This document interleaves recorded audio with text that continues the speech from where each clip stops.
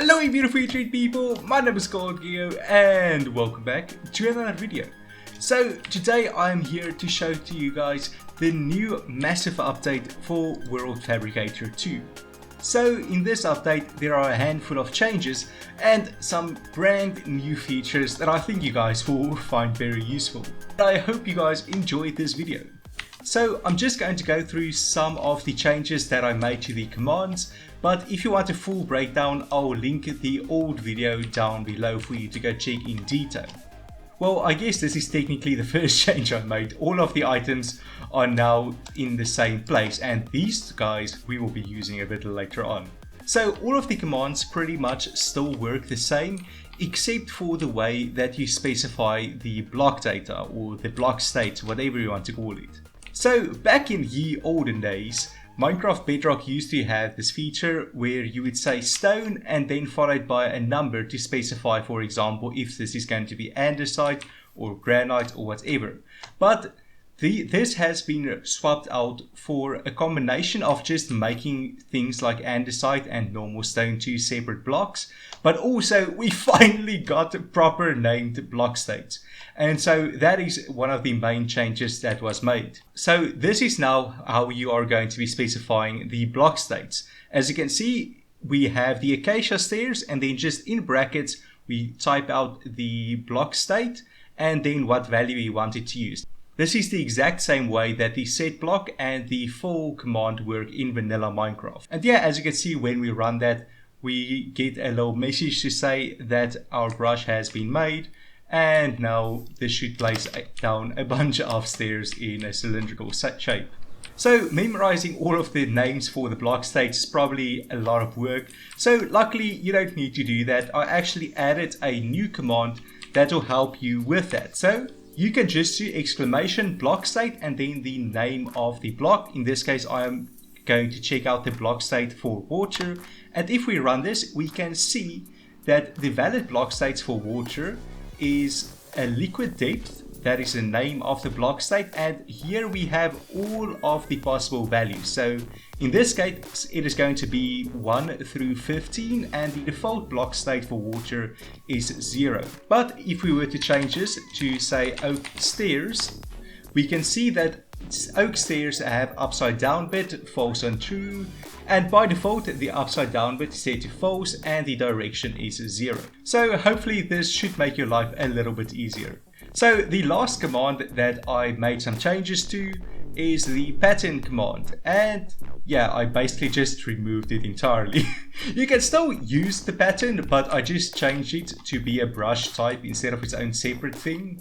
So you just specify the pattern like you would specify ball or cylinder or whatever. You just put pattern and that will give us a pattern brush. And naturally, since we don't have a mask applied at the moment, this will just place them all over the place like that. So I just simplified it a bit. I luckily didn't remove any features. Now another change that I made is behind the scenes. Yeah, I pretty much had to rewrite the entire add-on again from scratch because Mojang decided to change some things and that actually ended up breaking my add-on on the fundamental level. So I had to rewrite the entire process of placing blocks in the world.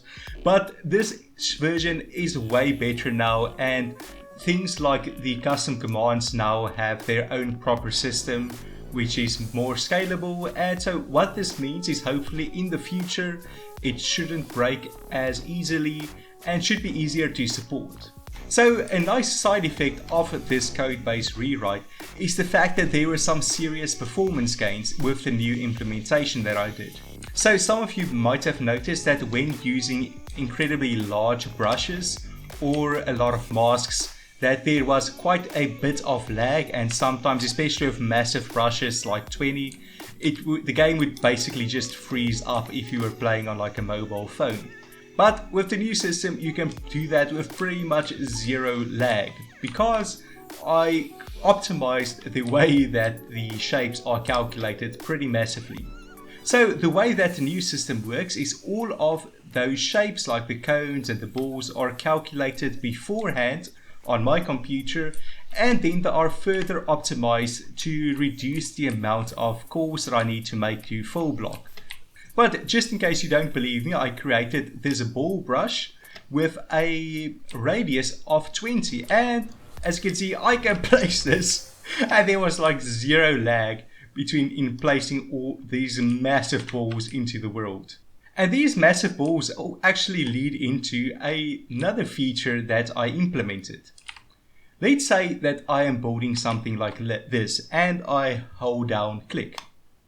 As you can see, there is a new warning pop-up that you can actually change in the settings, but this is just saying you are too close to the target, you will be buried, move back a bit. Now you can disable this with exclamation mark allow build clipping true, but I think it is best to keep build clipping disabled because it just prevents you from being buried as you are building, and that should just save some time needing to dig out of your own structure that you are building. Now, if you still need some help with some of the commands, I recommend going to watch my previous video, but you can also run the exclamation help command. And here I have updated it to include the new commands and some descriptions, but also some examples. As you can see here in brush, I have an explanation of how to use it and give some examples. But yeah, I'm actually pretty sure that they changed and decided to be its own block instead of a stone type. So I'll probably change that example before actually publishing this add-on. So now on to some of the new additions that I've made. So I actually added a new little addition to the selection. So if we select this mount here and then just set pos 1 over here, you will now see that it actually outlines your selection. Now, if I don't hold the selection tool, it will disappear. So I either need to hold the select tool or the brand new selection menu item, and then I can see the outline of my selection. So if you have used the old version of World Fabricator, or you go and watch the old video, you will be aware that in the previous version of World Fabricator, that there was a limited size of that your selection could be. But the maximum size for selections have actually now pretty much been removed entirely. Now, in case you don't fully grasp what it means to have no limits on your selection anymore, let me show you by completely deleting this island behind me.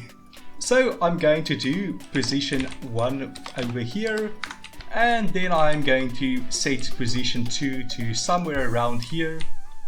So the one problem with how this new selection system works is that since there are no limits, your positions can actually be in unloaded chunks as well. Now, this isn't a complete deal breaker, but I would suggest to go into your settings and to increase the simulation distance of your world a little bit if you can afford it. Like I said, it's not the end of the world, but there might be some stray pillars left over after you say delete something. So if we now open up chat and run delete, if I can just spell it correctly, you will see we get a message clearing a large area, please wait. And as you can see, this whole island has been removed. And yeah, I just think that's pretty cool. And by the way, this works both for removing an area, but also for filling it in. Now onto the new GUI system. So you just need to grab one of these two, and now you can pretty much do everything that you could with the commands, except you don't actually need to type, which is probably going to be useful for people playing on a controller or on their phones, or people who just don't like to type. I mean, I understand that not everyone can write 2.3 million words per minute like I can. So I'm going to show you how to use it by trying to build something. So first, let's create a flat little surface for us to build on. So now that we have our selection outline, I'm going to select the selection tool and click with it. And this will bring up this menu where we can see all of the things that we can do with our selection. So in our case, I want to fill it, and that will give us the eyedropper or the select tool.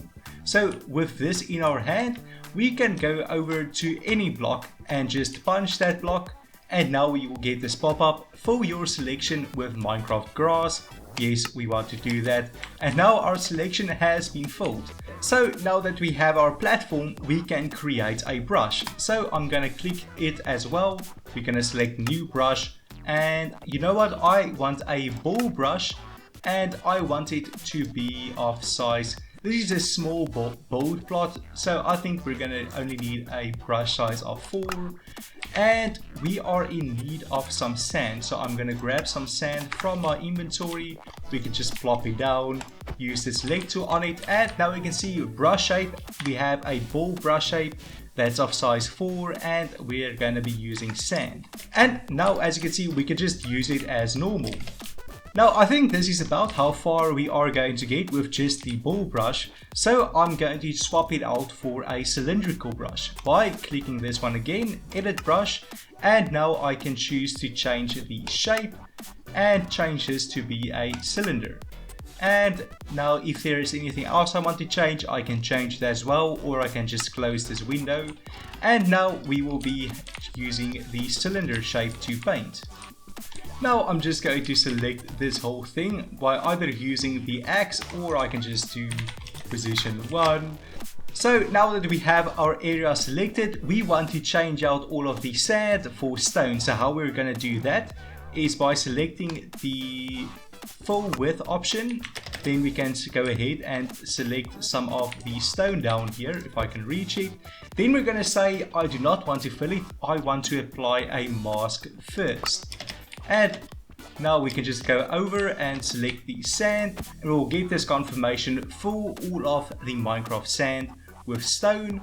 And this second stone here will indicate if there is a specific block state that you have selected or not. In this case, stone is the only stone you get, and so it just shows stone.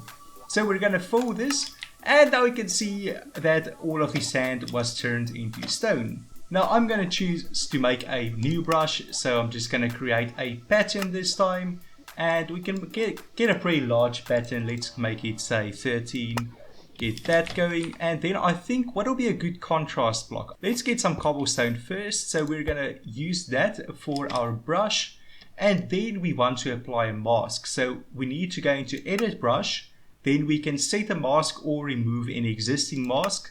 Now we want to replace a specific block, and now we can go over and select stone.